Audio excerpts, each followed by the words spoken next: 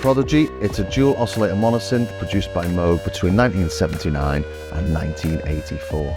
Over 11,000 were manufactured, which means there are plenty about, and I think it has to be one of the coolest, if not the coolest, little synth ever made. Because it was never an elitist dream synth, but a way for those that couldn't afford a mini Moog to buy into the sound. And the sound is what it's all about here.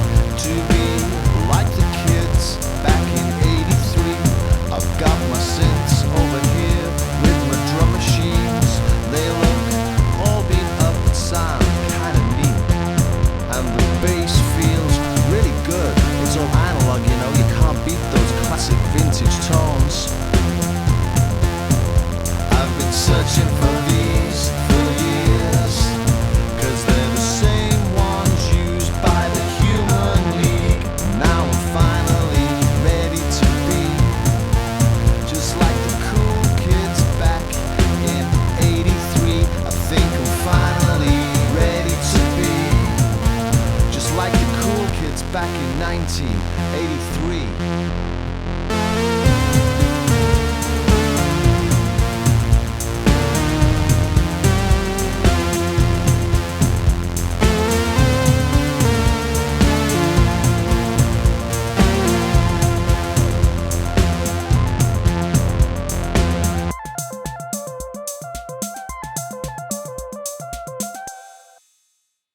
And this thing is just like one huge sweet spot. You can almost put the knobs in any position and you're always going to find something nice.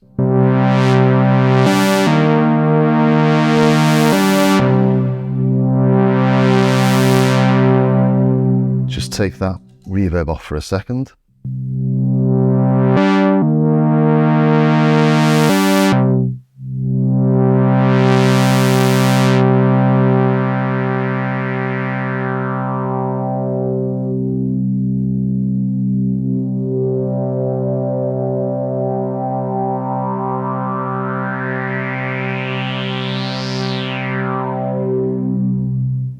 And I think that's because it's such a simple instrument, just two oscillators with three waveforms to pick from each, no PWM, you've only got a 10% pulse on VCO1 and a square on VCO2. You've got just a single filter, 24 dB low pass ladder filter from Moog, we all know what they sound like. Two simple ADR envelopes, just like you get on the Mini Moog with a release switch.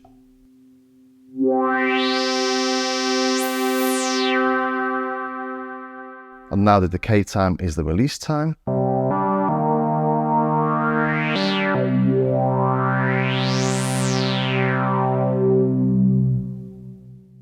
Really simple modulation on this as well. We've just got a single LFO and it's either a triangle or a square, and it can modulate the oscillators or the filter, but we don't have any FM or anything like that. We do something with the filter. Let's put filter modulation on, turn the filter down.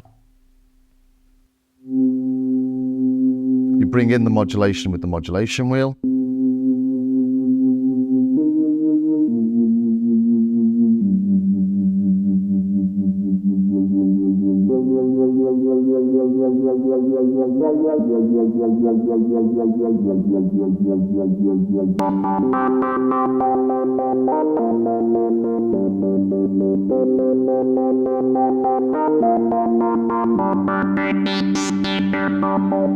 And this goes up to 30 Hertz. So it's not quite audio rate, but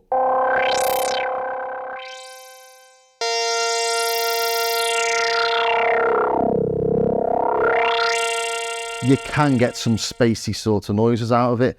Thinking of effects, we don't actually have any noise whatsoever, so you can't do those and those sort of snare sounding noises and a nice dusty percussion, for example. But we do have sync, which we don't get on the Mini Moog, obviously. Turn that off for a second.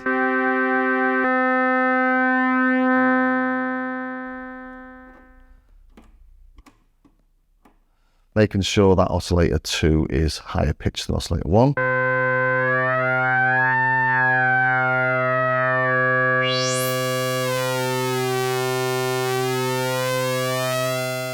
So get really nice dirty bass tones from this.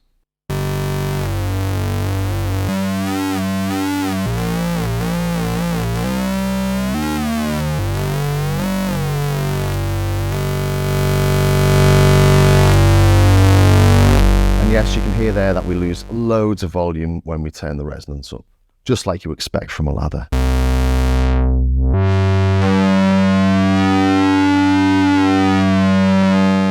And you'll notice the interval knob has now become a performance tool.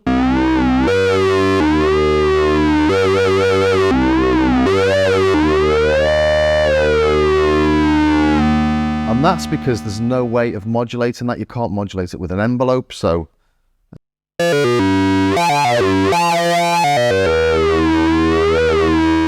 can't do those automated. You've just got to play with this little bad boy.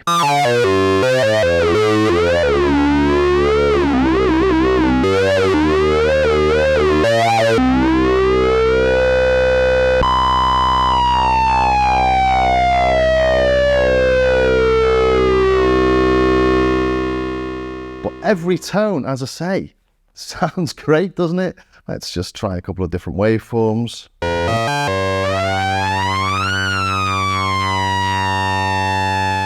Take out a sync.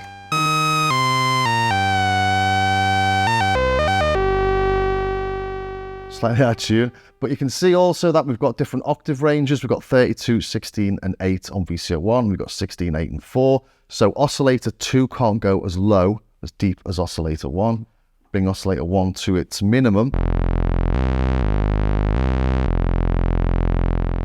We can drop that by an octave using the pitch bend.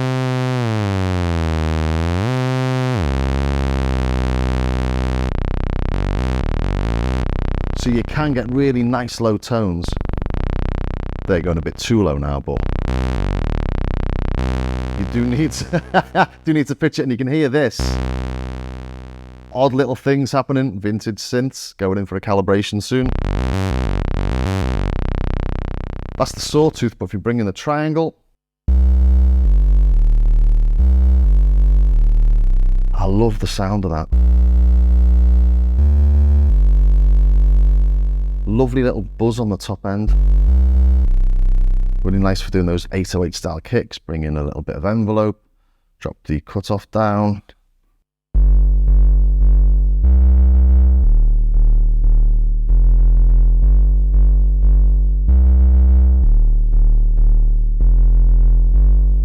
Let's just try messing around with it. Let's change the octaves, change the waveforms. Really nice actually, this pulse. Again, it cuts through a mix just like the sawtooth and the triangle. Really nice for sort of bass, electric bass style tones.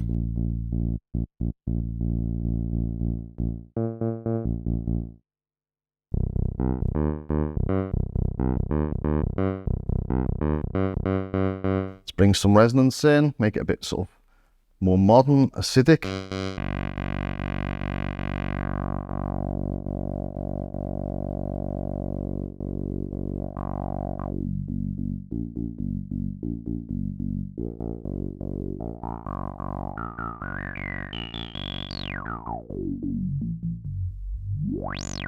They did come in two flavors, these. The initial batch didn't have any CV or gate inputs, whereas the second batch, as of, well, it says in Wikipedia as of serial number 4610, but this is almost 6,000 on this, and this doesn't have it. So I'm not sure from which serial number has the extra inputs. It's got S-Trig, got audio in, you've got CV in, and you've got gate in. On this one, I've got aftermarket ones.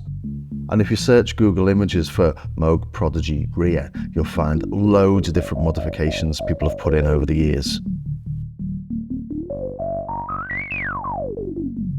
But as I say, going in for recalibration because nothing's quite in tune when I use those.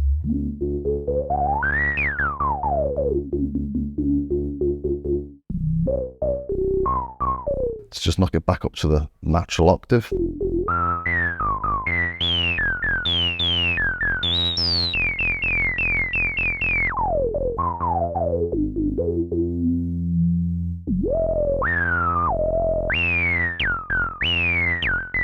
Also, something else to note is this is low key priority.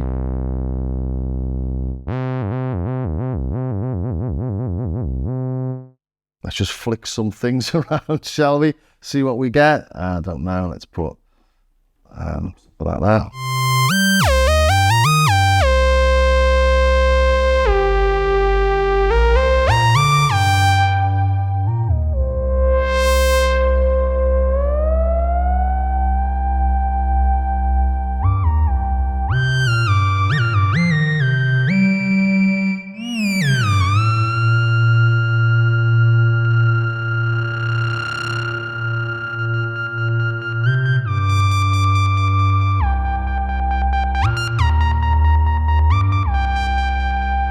As I say, it's really hard to make it sound bad. Let's try our best. Let's put a bit of sync on.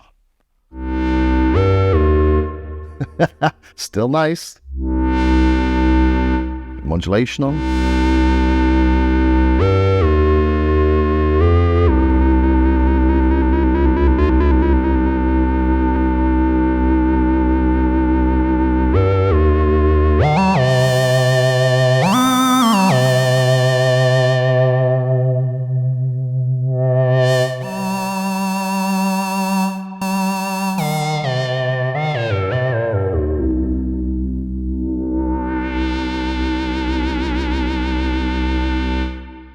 Change the octave on oscillator 1, bring it down on oscillator 2, turn the sync off.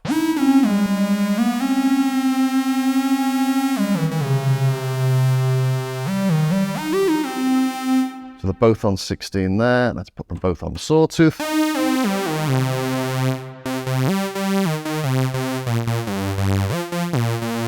Big fat Moog style tone.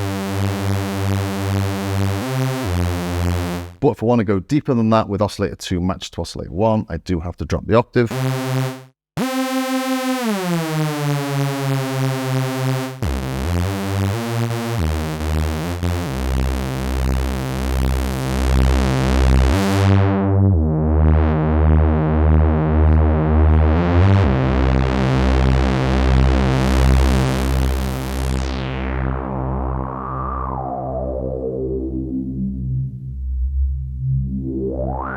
And see here, we do have tracking, so we can do 3 oscillator tones if we like. Let's try a bit of that. Emphasis up.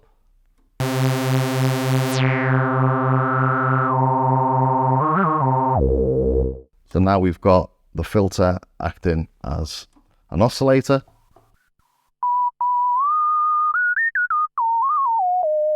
Both the oscillators are turned down.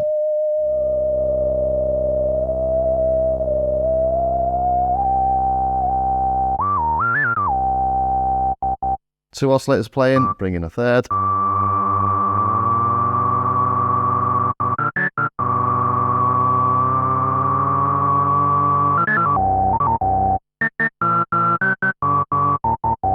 So you can do those organy style tones. Not something I'd use it for, but do get quite a nice rough sound, don't you?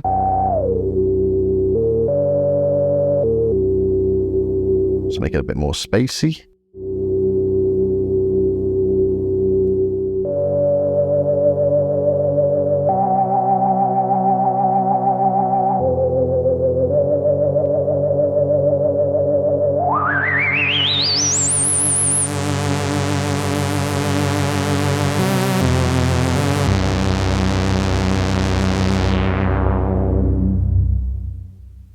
And that's sort of it. It's just a really nice, simple synth. Sounds amazing, but I think it's probably the coolest synth ever. You know, you can't dislike a Moog Prodigy. It's a shame the prices are rocketing up now. They're between sort of £900 and £1,800, depending on condition. They were never meant to be an elitist synth. They really are a sort of, I'd say a grubby little mini Moog, but there's something about it. It's got a bit of life. Completely understand why the Prodigy named themselves after it. Great little synth. Hope you enjoyed that. If you did, please think about subscribing, ring the bell, join me on Patreon, all the rest of it. I will be sticking this up against the grandmother very soon.